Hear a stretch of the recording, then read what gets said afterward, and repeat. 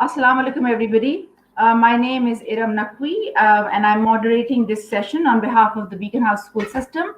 I used to work with Beacon House previously, but I am now not currently in another country, so not working with them. It has been my great pleasure to be moderating this session and welcome you to this live session on the 11th edition of the SOT events. I have wonderful panelists with me who will talk about toxic positivity. My first panelist that I would like to welcome is Dr. Salma Siddiqui, who is the founding head of the Department of Behavioral Sciences at NUST. Her research areas are very diverse, from psychopathology to psychometrics, and she has done some work in indigenous depression scales, which I think is absolutely amazing because context is everything in psychology and other parts of education as well, and clinical psychology. Dr. Salma has written a paper a while ago called Internalizing Problems as Predictor of Change in Externalizing Problems at At-Risk Youth. And I would like to perhaps ask Dr. Salma to address that when she talks to us about toxic positivity, and whether if you are not allowed to have emotions, would you internalize those emotions, and what effect would that have? Dr. Salma, would you like to answer?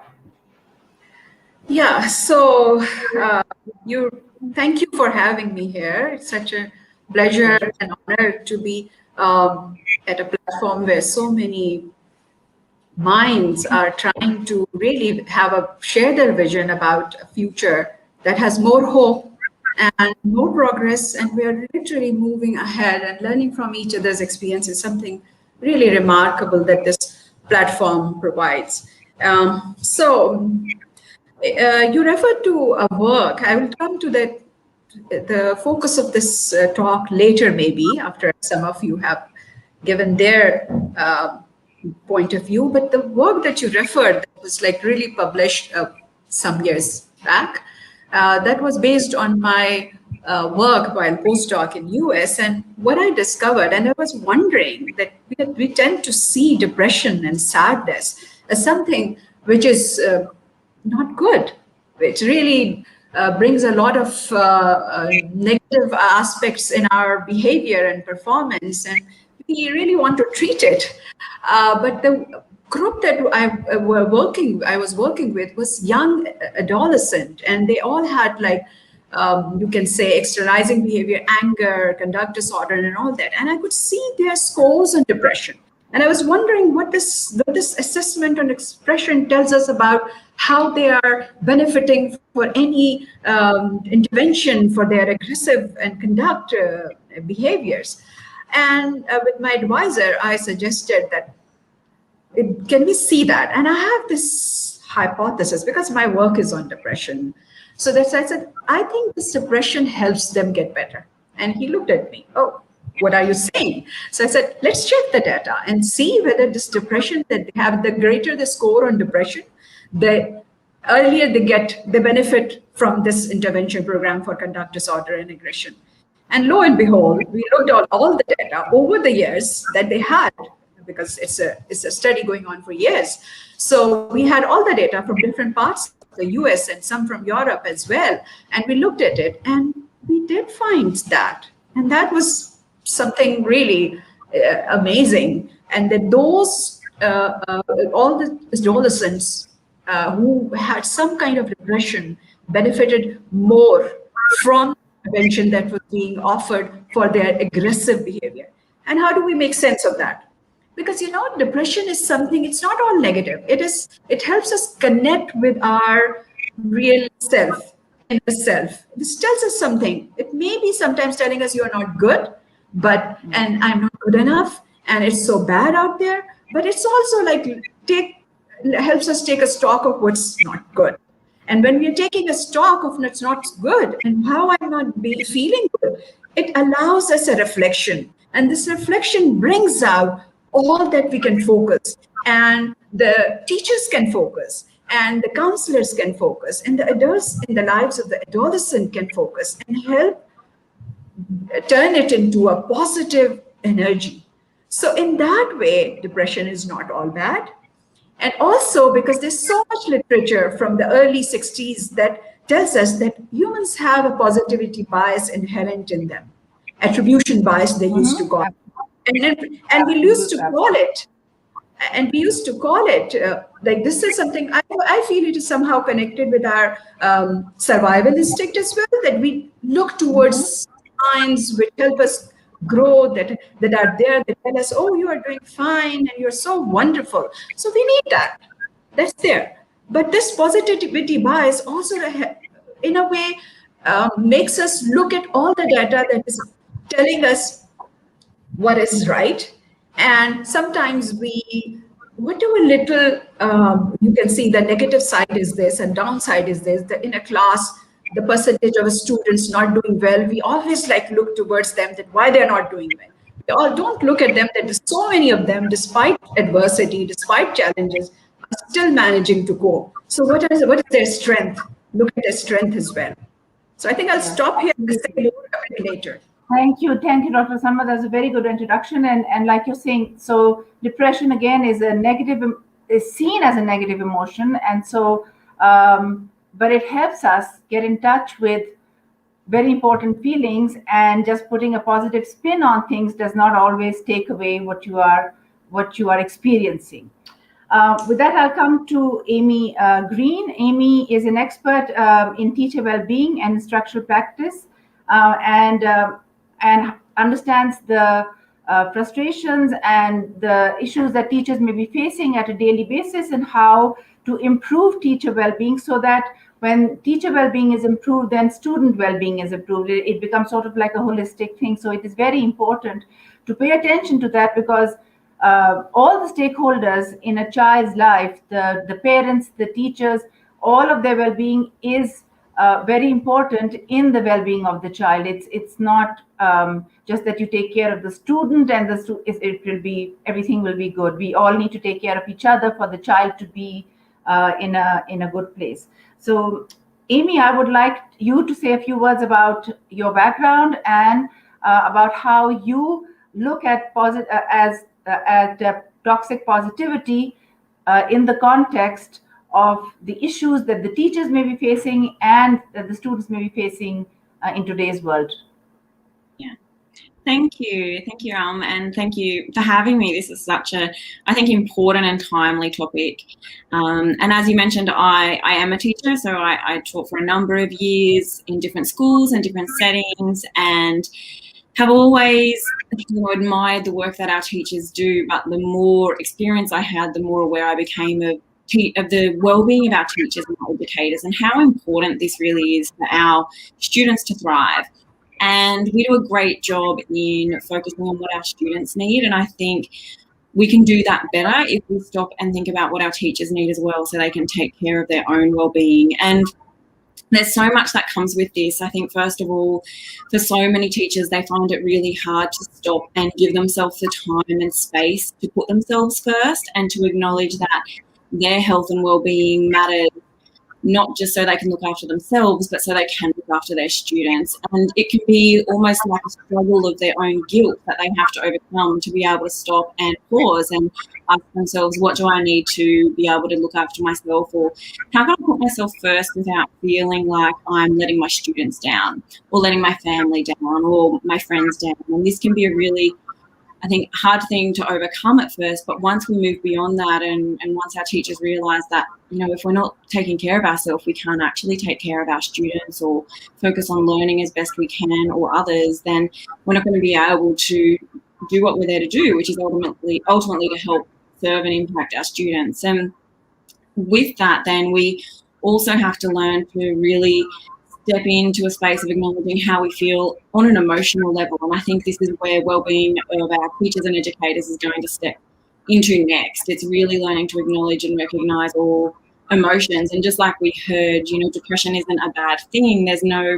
We like to kind of categorise our emotions into being positive or negative. And what I know about positive psychology in that space is that, emotions don't have to be good or bad. Sometimes we might language them in that way to help us understand them better, but really it's about knowing that emotions are just data. They're just there telling us something about what's happening for us. And when we open a space in a school environment where we're allowing our teachers to be vulnerable enough to share how they're feeling without judgment and without trying to fix that for them, we can actually let them just be human for a moment and recognize that whatever they're feeling is valid, whatever they're feeling is appropriate. And once they can articulate and language that, then they can use that data, that emotional data, to allow them to strategize or solve or move beyond that if they choose to, in a way that works for them, rather than thinking, oh, I'm frustrated, or the student's annoying me and I really should just be happy, or I should only let my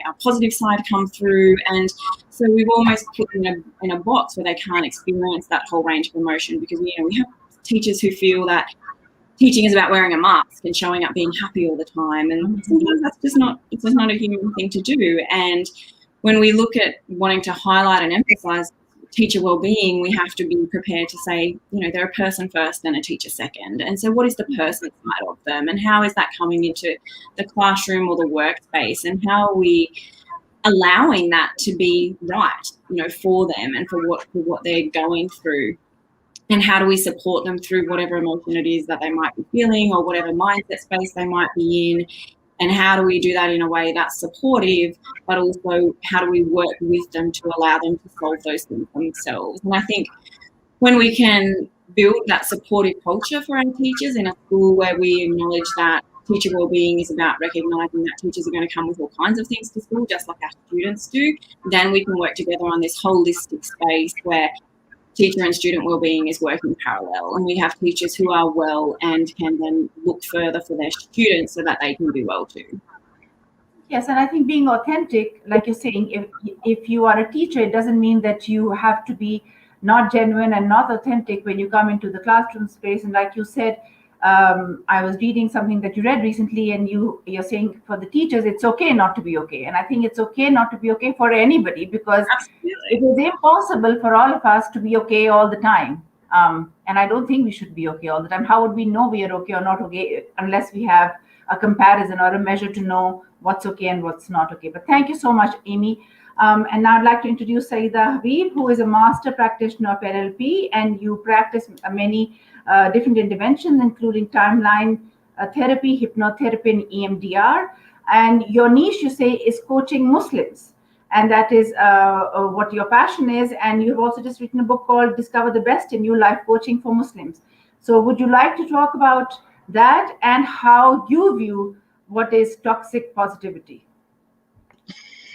Thank you so much for having me. This is such a great topic, actually, and there is so much to say. And I agree with what Amy just said, as well as what Dr. Salma was sharing. And what I'd like to say is, yes, the focus of my work has been within the Muslim community, because I've been living outside of a Muslim country for most of my career. And now actually I'm expanding into working with other communities as well. And what I've really learned through my work with clients is that coaching really is all about developing resilience, right? So that's what I really focus on. And resilience is the capacity to embrace all of life. So what that really means is that you embrace what's not working, and you also embrace what is working. So that is definitely an important part of this whole conversation.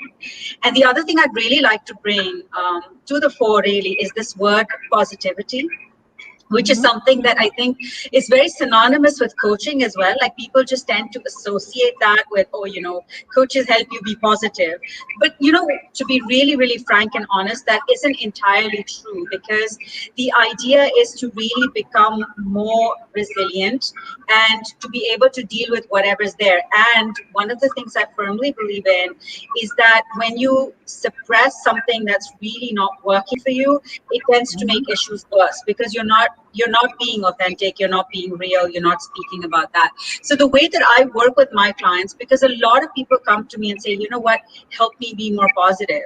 And the thing that I really work with clients is to kind of go into a different kind of paradigm, which is how effective are you being?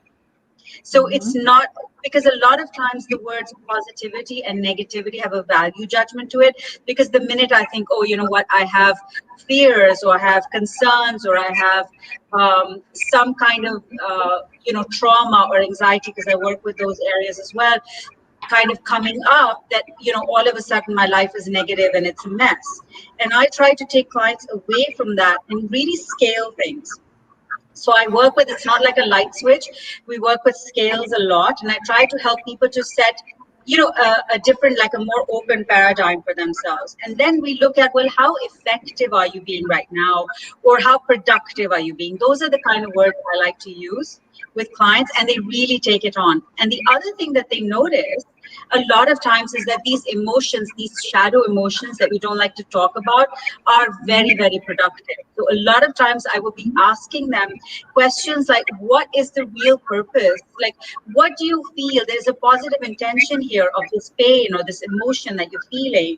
What might that be? And when we start exploring that, amazing things happen, and automatically those fears or those stresses or those depression, whatever you want to call it, seems to transform in that conversation. And then they can see, a different solution or a different way of coping with things. So I tend to just stay away from the words that, are very synonymous with traditionally with coaching, is that coaches help you be rah, positive, because it's so not, that's not it. That's not all of it. It's so much more than that. And the other thing I wanted to also say is that the book was written for the Muslim community, for sure, but there are a lot of non-Muslims who are also reading it all over the world, because a lot of these exercises and tips and tools that I've talked about are really about the human experience. They're not necessarily for one faith and excluding anyone else. So I just wanted to put that out there as well. Okay, thanks so much, Sayeda. It's I can understand completely what you're saying, because again, there are lots of misconceptions about this field in general, and it's great that you cleared that up. And I think all of us, what we have touched on is that toxic positivity is an all or a nothing kind of thinking. It's either one end of the spectrum or the other end of the spectrum. But that's not how we live our lives. We live our lives somewhere along that spectrum. And so how do you think you look at toxic positivity right now? How much do you think it's coming into the play when people talk about the pandemic and how they are affected by it in all the areas of work that you do? How do you feel that people are responding to it? Because personally, when I have tried to talk to people, they do counter with, oh, things could be so much worse. And, it's not a very empathetic response. It's always a response of sympathy, which is not what you want, because sympathy is, like Brene Brown says, sympathy is when one person feels better and the other one feels worse. You don't want to be like that. You want to be in a spectrum of where somebody understands where you're coming from without looking down on you. So whoever wants to take the lead on talking about that. So may I say something? Yeah, you pointed out about the difference and how positivity is, how something which can be of value becomes toxic. So let's look at it. I think that we have to deconstruct the language here as well. And how come positivity becomes associated with toxicity? That's something to be looked into as well. I think when we consider and when we are regarding positivity as toxic, there is a prefix. So this is reflective of a reaction. Mm-hmm. The one who's receiving a message which demands positivity is seeing this as toxic. Mm-hmm. So this is how I view it. Maybe the time is not right. It's premature to send out those positive messages to that person, because that person is not at a place where he receives these wise lessons of how to be positive. He wants, perhaps, as you said, more empathy than telling you something what could be the best way to get out of it. So I see when we call it use this term toxic positivity, it is also reflective of our view of that positivity as well. This is telling you, that there's something hurting within us. That's why we call this positivity as toxic. Okay, one thing is that. And the other thing is, then, okay, so we have to, whose need are we attending to? Is it our need that we want the world and this person or the community to just feel all right and be the best of themselves and thrive? Okay, so maybe they are surviving right now. So help them survive. And when they have taken care of their own battles, then perhaps they will move on to and learn to discover what helped them thrive or what can help them thrive. So there are many nuances here, being reactive being reactive to proactive, and really using the positivity that's all out there, our own desire for the other person to be well. Time it as the other person is ready to receive it. This person wants it right now? That is one thing. And the other thing is, yes, during the pandemic, during the COVID, I think the social media has really done this. We found this empty space, and then we try to fill it with everything positive. Somebody learning new language, somebody just getting up with some entrepreneur, some activity and entrepreneurism in thriving and all that puts a demand on somebody who's not that outgoing and extrovert, and you maybe just reflective and spending time with oneself to taking a stock how my life has been, where am I in terms of my goals and aspiration. And that's okay. We don't have to measure up against the standards that others have put up. There shouldn't be a demand on us that, oh, feel good. You are allowed to feel down a bit as well sometimes. And let me tell you, all the creativity literally spurs from that source, that reservoir, and we all feel a little down. All the best marvels of art has really come up from that. So feeling down sometimes helps you connect with the real you, and we need to be that reflective and connect with the real you. Absolutely. Amy, would you like to say something about that as well? Yeah, absolutely. I agree a lot with what Dr. Salma has shared there too. I think I'll just pick up on a few things around what is perhaps pushing this idea of toxic positivity coming through. And one of the reasons we're finding it so hard to manage, especially during and post-pandemic even, is firstly this idea that, we have to always focus on the good things. And, through social media, we're seeing such an influx of positive quotes. And if I just read a few, I'll feel instantly better. I'll write things in my gratitude journal. And so it's almost like we're told to not sit with some of those negative emotions, if I use the word negative, or just, that data. We're told to move away from it as quickly as possible and look for the positive and tell ourselves, that it's not that bad, or someone else has got it worse than me. And so we're suppressing what's happening for us right now. We're not leaning into that. We're not taught to know how to unpack or sit with or feel those emotions that feel a little bit uncomfortable or can be stressful. And I think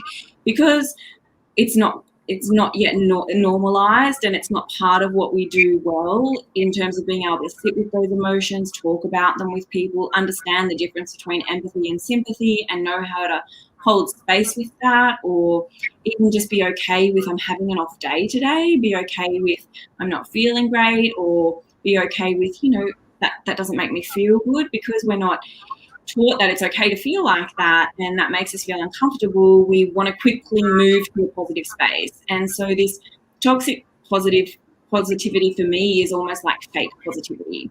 It's not actually our real positive space. It's not reflective of who we are being and what really is happening for us right now. It's like forcing ourselves to be in a space of what we perceive positivity or happiness to look like, but in actual fact, it's fed through us through quotes or focusing on what we perceive is better for us because someone else has got it worse, or if I just think that I'm happy, then I'll be happy. But we're not allowing ourselves then to experience our reality in that true spectrum of emotion that we might be feeling, because we have this belief, wherever it's come from, that instead we just have to look to what's positive or move out of it as quickly as we can. So even though we people are generally better at expressing the negative emotion or understanding what that is, we don't stay there very long. We want to move out of it quicker and think, well, I just have to be happy. Even if it's a neutral level, we'd rather be there. But when we do that, we're just suppressing it in some kind of way. We're not allowing ourselves to really live through that. And so over time, it builds up. And I think that toxic positivity is really a version of not allowing ourselves to be within the uncomfortable spectrum of emotion. It's not good or bad. It's just something that we're not taught to experience or be in or allow ourselves to have time and space in. And so when we don't do that, we don't heal. We don't actually feel better. We don't allow ourselves to really know who we are. And all of that accumulated impacts our well-being dramatically. Absolutely, because I think suppressing anything, suppressing your emotions can lead to even worse secondary emotions like shame and guilt, which makes things much worse. So Sayeda, would you say that toxic positivity is harmful? That's a really good question, and I'd like to speak to toxic positivity just for a moment from my own perspective, and what I feel is now happening with this pandemic. So, I firmly, I mean, on the other side of things, what I've learned in coaching and what I've been working with is that most of us generally have a more of a negativity bias, not a positivity bias. And that is because human beings are designed for survival, right? And I've been studying neuroscience now, and I'm designing courses around neuroscience as well. And one of the things that we learn a lot is that the brain is a prediction machine. And the work of Lisa Feldman-Barrett, who's a neuroscientist, she's amazing. She actually explains this whole process, right? So when we're actually we're making predictions all the time, right? And given that the pandemic is a common experience for all of us, our minds have been predicting so much negativity, and because of everything that's going on around us, it's like kind of like a doomsday scenario to some extent. And having said that, that's kind of a very important piece of this, and why we would say that toxic positivity has come up is because I think a lot of us are so afraid of this staying longer that we want to be more positive, and we want to look at those quotes and things like that.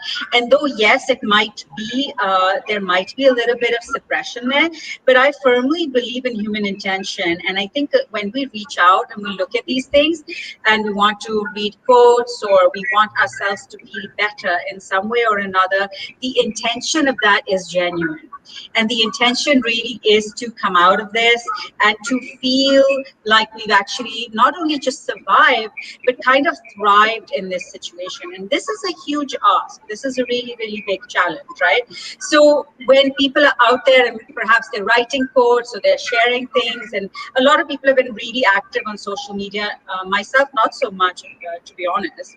But I think a lot of this is with that intention of kind of taking other people together and kind of solving this, because this is the first time where we don't feel so alone in our, yes, everyone has a flavor of the difficulties that they're facing, but as a human experience in our lifetime, this is the first time where all human beings are going through such immense challenges. So that kind of, I'm trying to put a different spin on this. So that kind of brings us together in the human experience. And that's really, really important to note, right? So yes, and there is definitely also a need for empathy.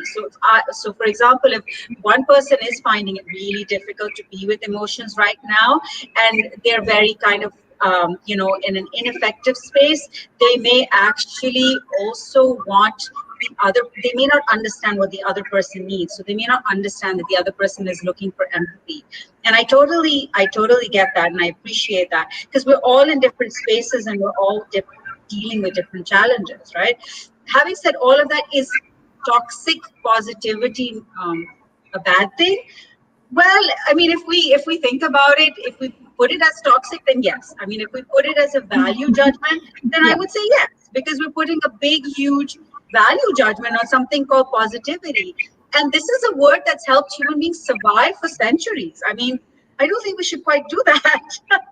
Again, it's about finding that in-between space and not a, light on or off switch. So I would say, sure, if you're in a space where you're suppressing, and you're unable to share some of the pain that you're feeling, and you're unable to hold that right now, then yes. If you're in a suppressing stage, then yes, it is not the best place to be, where you kind of try to be rah-rah when things are actually terrible.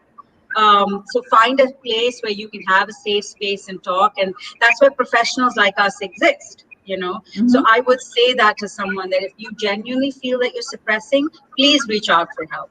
And if you're not, and if you're able to hold that, if you're able to hold some of the dark with the light, some of the shadow with the with the light in a way, then positivity is great.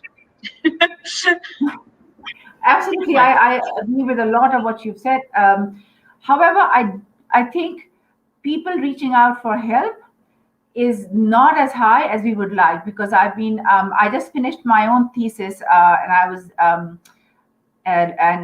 looking at I looked at depression and anxiety in adolescents and what kind of online services are available for them.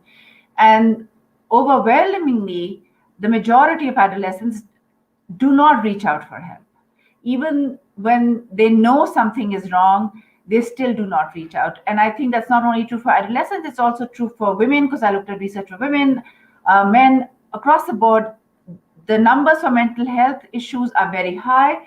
The numbers for people who actually reach out and get help are still fairly low. So we do need to. Yeah. Go ahead. I would say it's also a lack of access there and lack of awareness. Yes. So for the last so many years that I've been working in the coaching field, right? Coaching doesn't carry that same stigma as some of the other maybe help areas may, although I do a lot of different things in that. The idea is that I've always worked with helping to remove that stigma so that people can actually reach out for help. And the other thing is the access. A lot of people don't know where to actually find someone, because that person may not be in their community, and if that person is in their community, they may feel too vulnerable to go. Because I've noticed that even with my particular clientele, the area that I work with, which is women, primarily there is this sense of shame around being vulnerable, right? So there is also that trust issue, and I think the more we talk about it from a humanistic perspective, and not that there's something wrong with you if you're feeling bad or low, I think that we are still in the early stages of this. There's it's still a fledgling kind of an area, especially in Pakistan and places like that. We have a lot of work to do to remove the stigma, and we can do that together, and also try and find ways to improve access, both for younger people and for parents in particular, because even if kids are suffering, unfortunately, even with teens and adolescents and people in their 20s, the rate of self-harm is growing. And I think a lot of that is also because parents, unfortunately, don't either have the idea of what to recognize, what's going on. And the second thing is access, help, where to find it, where to find the right people. So we do have a lot of work to do in that area, I would agree. Yes. And I think the online space is a very good space for that. Because online there are now lots of resources available, especially in the first world countries. In countries like ours, they're still fledgling and perhaps not at the point where we want them to be, but online resources can be of great help. And talking about online, so we've all talked about social media and how that is impacting it, that social media can put this pressure to feel okay, to be productive, to do something, to not just sit there and wallow in your negative emotions.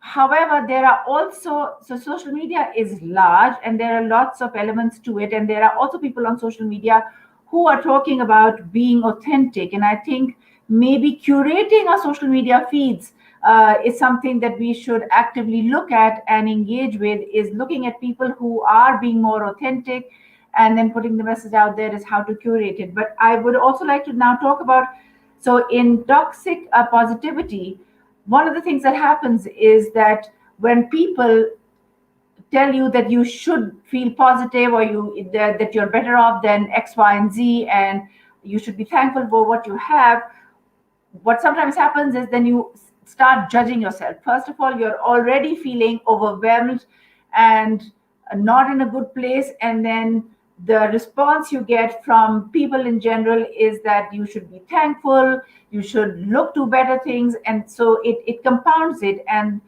instead of feeling better, it makes you feel worse. So can you elaborate on that as to how you would then deal with something like that? Because you just talked about that we may have perhaps not a positive attribution bias, but a negative attribution bias. So anybody, Sayeda, Salma, whoever wants to take this question. May I speak to that? So that's a really, really good question. And I've addressed this a lot in coaching as well, because you're right, there are different aspects to us. And when we are feeling down and somebody is it's almost an imposition where somebody is forcing you to be positive, right? And again, this is about educating. I guess each person can be responsible for their own self and appreciate that everyone has a unique model of the world. So even though we have shared experiences, somebody else may be dealing with this in an entirely different way. And that's why we have different experiences of the same books or the same movies, or even the pandemic, living in the same city, for example. So when I've worked in coaching, especially when I've worked with people, there's something called looking at the different parts of yourself. So you look at, what these difficult emotions are also communicating, as well as a part of you that may want something else. And what we do have to honor is that both parts of these live in us all this at the same time. And I think in the human experience with this pandemic, the same thing is happening, right? There are a lot of amazing things happening too. People are doing wonderful things. They're starting new businesses, and maybe getting out of their comfort zone. Maybe this is forcing them to do that.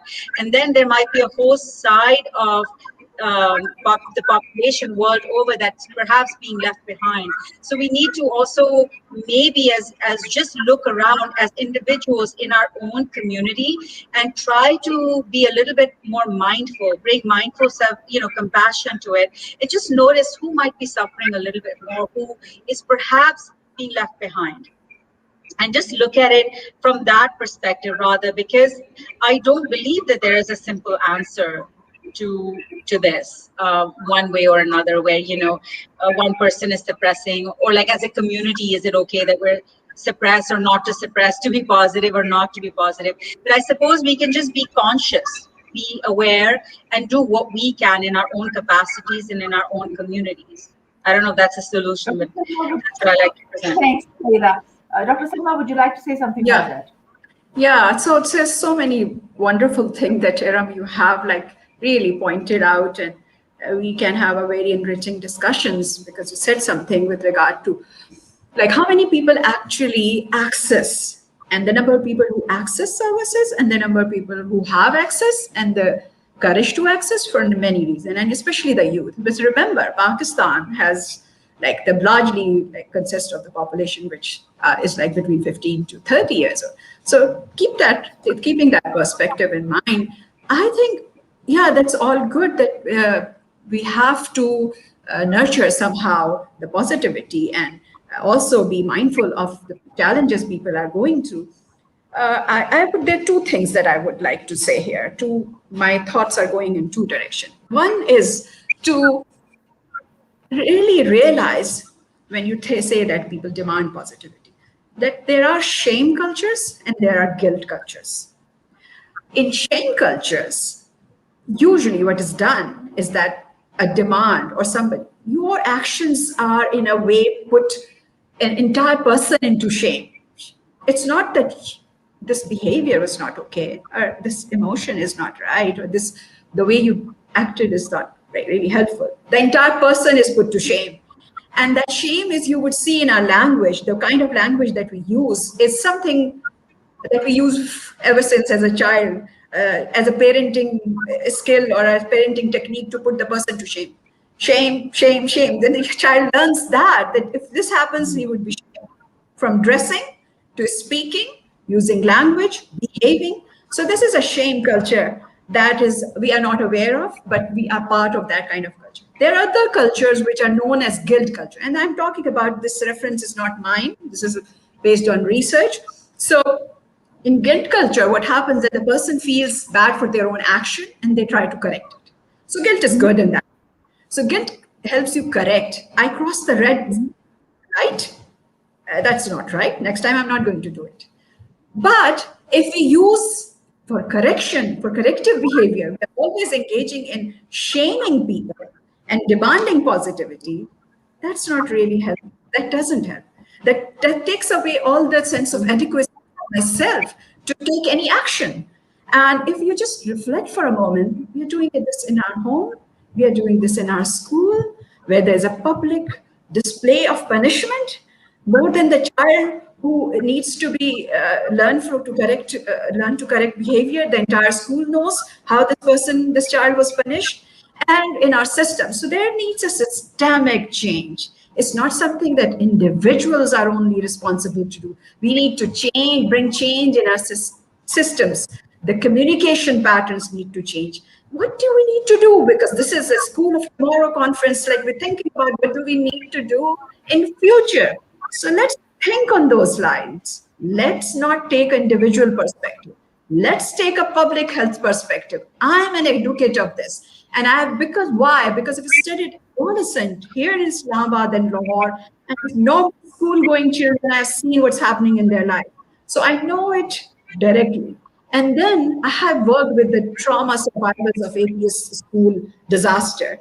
I know the resilience. I've seen it firsthand. And what I think what we need, the COVID told us, the pandemic has told us where we need to focus, health and education. And what do we need to educate? Life skills. Life skills. When you have a small house and there's a lockdown, the entire family is home, and you have to face it. And if you don't have a good relationship with each other, you don't know how to talk to each other, what are you facing? So we know during pandemic, few are suffering, a small percentage gets afflicted and enters into the hospital for treatment. A greater majority afflicts and then gets well on their own due to their immunity. Many suffer from mental health aspects of COVID.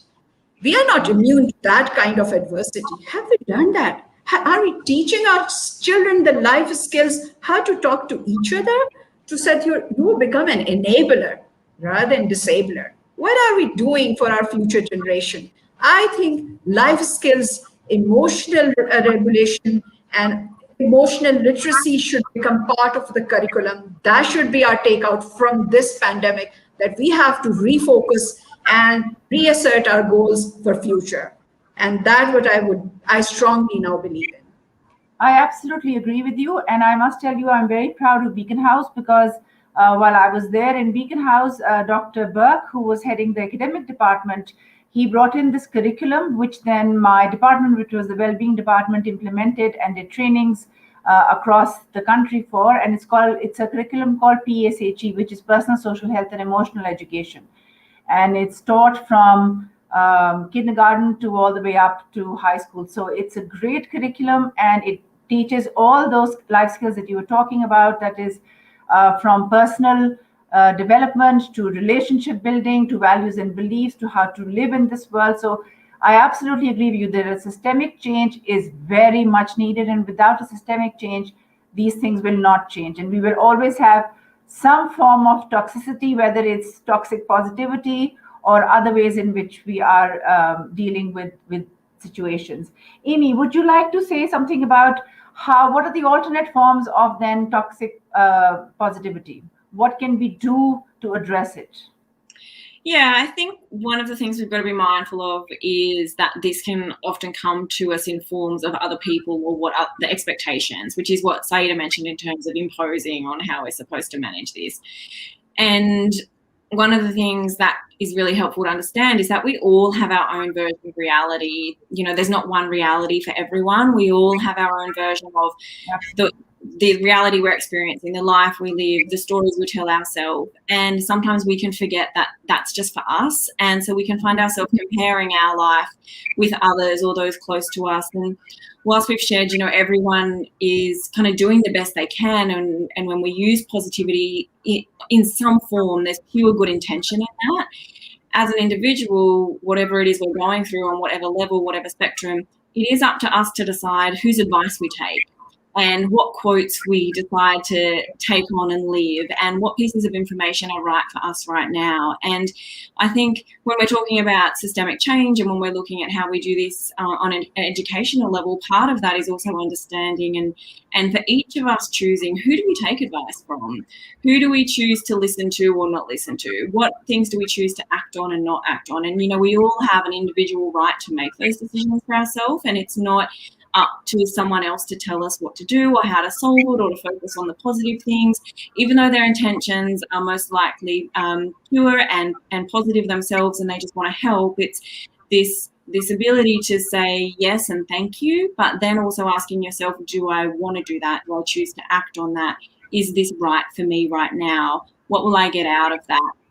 And I think when that's probably a piece that's missing when we look at in terms of focusing on the positive for its pure good is this going to be the best thing for me right now? And no one knows that except for you. It's your reality you're creating. It's your story. It's your belief. It's your value. It's your life that you're designing in a way. And so being able to just stop and ask yourself, is this where I want to head? I think that's that's where we can flip toxic positivity into its relevant positivity, is leaving the space between what's coming my way and do I choose to act on that. And I think when we're in the space of the pandemic or when we're looking at what teachers face, that's a gap that if we just pause in there, we can see some real positive change in that.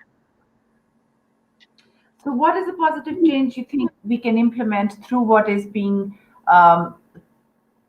done currently about how to deal with the pandemic?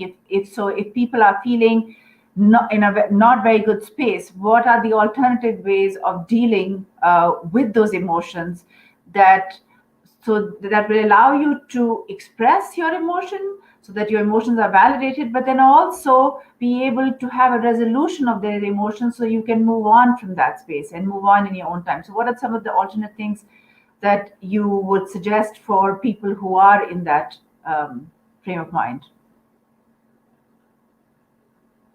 So I'd like to start with that question. That's a really great question to ask because we want to leave people with something, right?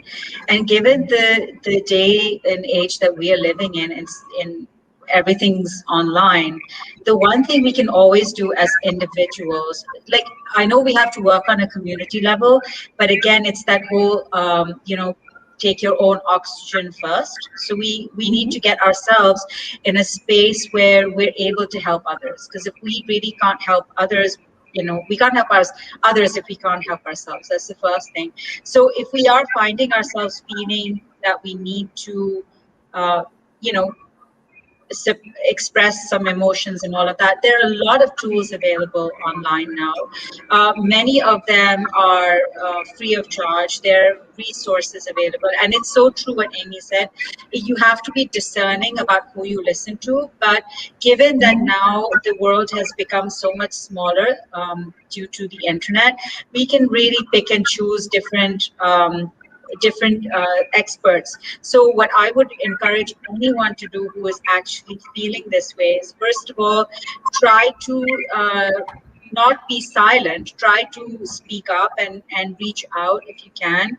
If you're feeling that, okay, too vulnerable to talk with others, then reach out and try to get some resources for yourself. There are books available. There are lots of things that teach you some of these skills. I mean, I've been working in life skills for 15 years, and a lot of times I'm actually training adults on how to express their emotions and how to use different actual coaching tools that are based in neuroscience and NLP and things like that. So there are a lot of resources available. We're very fortunate because very few years ago, not very long ago, these resources were not available, and these conversations weren't even happening. So now they are, and we are living in a space where people have much more access than they did before.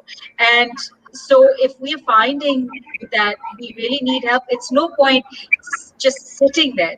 You know, sometimes you try one thing, it doesn't work, you try something else. So there is that finding that balance as well, you know, I feel. Okay, thanks, Sayeda. So we have first question from the audience, which is, does positivity give rise to burnout? Which I think is a great question. Who would like to address that? I think burnout and positivity, I think the questionnaire refers to toxic positivity here. Yes, I believe. yes. So there are different things. Burnout has usually is known to happen in an organization. So if in the organization there are work styles and there are other work ethics, you can say, and other things going on, the workload and not having rest periods and all that. So then, or the responsibility or the nature of work. So it's more organizational. So if something is happening in your environment, the way the work is given to you and the way you respond to work, the way you take work, the way you are demanded to submit work, it has to do something. Whereas toxic positivity can happen like in every day with anybody who's working, not working. So in a way, that's a bit different. But yes, toxic positivity, if it is happening, that means that the person who is receiving this positive messages requires something else. So we need to modulate and work on that. And there are many ways to work on that. Yeah. Amy, would you like to talk about some of the ways that you can handle these emotions? For example, mindfulness is something that is supposed to be very beneficial. It's has great efficacy in when you've seen it implemented in schools, when you've seen it implemented in individuals' lives. So would mindfulness be something that could be done as a way of handling or dealing with these negative emotions? Yeah, absolutely. Great question. And I think whilst Sayeda mentioned, there are so many great online resources or coaches we can access and things, even a step before that, sometimes the first part is just giving yourself those tools and strategies before you can speak to anyone. So something like journaling is a great task to be able to do, where you just write out how you're feeling. There's no judgment. No one is going to read it. I think that one of the beautiful things about strategies in terms of managing toxic positivity or negative emotion is that it's not public. Anything you do is just for you. And so the processes or the strategies or the skills you choose to engage in are for your benefit and they're private, which when we're dealing with something that's so vulnerable is really important. So taking a journal, and whenever you're feeling those, that kind of tense, those physical signs in your body where you don't feel good and you might want to express it in a way that is unresourceful or unhealthy, instead putting pen to paper and writing it out can be a great strategy. Sometimes screaming into a pillow, as silly as it sounds, but just got to get that energy out is a great thing to do. But in terms of mindfulness and meditation, having a meditation practice as well is, I speak to this a lot and I talk about it, I think is, we know it comes with a I guess it's quite, again, we see this on social media a lot, but there's varying levels of mindfulness. So yes, it is meditation. It can be sitting down in silence or chanting or using a guided meditation if you can find that online, but it could just be walking in silence and not listening to anything and removing all distraction, or spending time in nature, or just getting a good cup of tea and sitting with yourself is really what mindfulness is about. So it's allowing you to slow down and be still, because when you can do that in silence, you allow your brain actually to find some clarity with all of the noise. And that's what being mindful is really about, giving yourself space to have clarity and removing noise. And so whether you get that through journaling first, or screaming into a pillow if you've got that energy you need to get out, or just sitting and being still, one of those strategies will help you to just feel those emotions and then allow you to move forward. Yeah. Okay, so there's another question which I think is not perhaps that relevant, but we still ask it. Why do people think it's so cool to be toxic and bullying? It's not fun. and what is going on in people's mind when they are doing that.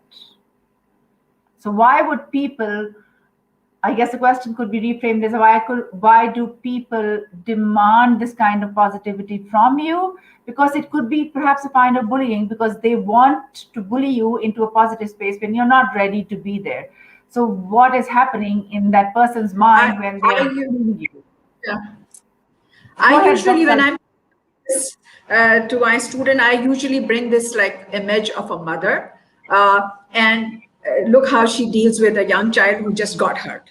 If the child, if the mother is saying, "Stop crying, this is nothing has happened, just a small itch or something," the child keeps crying. But if the mother just holds the child and then allows the comfort, the child stops crying very quickly. So we all need to be held, and we ourselves need to be held by ourselves. So that holding space is required for ourselves. Sitting, as Amy said, quietly or having a walk is all that we are required to do. Whatever works for us, to sit with ourselves and accept the distress, be kind to ourselves. That's the beginning of all the positivity. That's a really good example, Dr. Salma. I think it really helps clarify, because when you negate a person's experience, when you say, like you're giving an example of a child, when you say, there's nothing, why are you crying so much? You are negating their experience of it. But when you just hold them and kiss them, you are sitting with them and letting them work through their discomfort. So I think that's a really beautiful example. Thank you for that. Okay, there's another question. When do we realize that a person feeling proactive enough about to ask for professional help after a couple of years of receiving empathy? So how does a person ask for help after receiving empathy? So I'm not exactly sure what the question is, but yeah, please, Sayeda, go ahead. So a couple of things. What I loved the conversation previously, and I think one of the keys, really, what we're talking about is self-compassion, right? So when we bring self-compassion, and one of the most important things I feel with self-compassion is simply just stating that something is challenging. Like when you even just say to yourself that, you know what, I'm finding this hard. Maybe somebody else wouldn't, but I'm finding it hard. And the minute you can kind of do that, it dissipates some of that toxicity, we can call it. Yes. It just allows you to be with it a little bit more, and that in itself is healing. So just simply, if people are finding it very complicated to do any meditation practice or whatever it is, just be with yourself and go, you know what does my heart need right now? Just right now, and am I finding this difficult? And it's okay to say that. Automatically the brain will start looking for a different solution, and then the next question would be like, what's one thing that I can do to help myself right now or to feel better? Just a simple, like these little simple questions, start creating a whole new neural pathway in the brain. Like that's kind of the work that I also do. So to train people, and we can do this very simply and very gently. We don't have to be scientists or make, have to know a lot. And I think what this person is asking is like, when is it okay to ask for help? I think that kind of what might be what they're asking, and I think for everyone it's unique to them. If you're feeling that you've maybe exhausted your resources, your current resources, whether they're your own self or people around you, if you feel like, okay, it's not working for whatever reason, I would just say go and talk to somebody. Don't wait. What's the harm, right? You may find that it's not something you need, but it may be really helpful. It's just do one thing different. That's all I would say. Do one thing differently. So what you're asking this question? Yeah.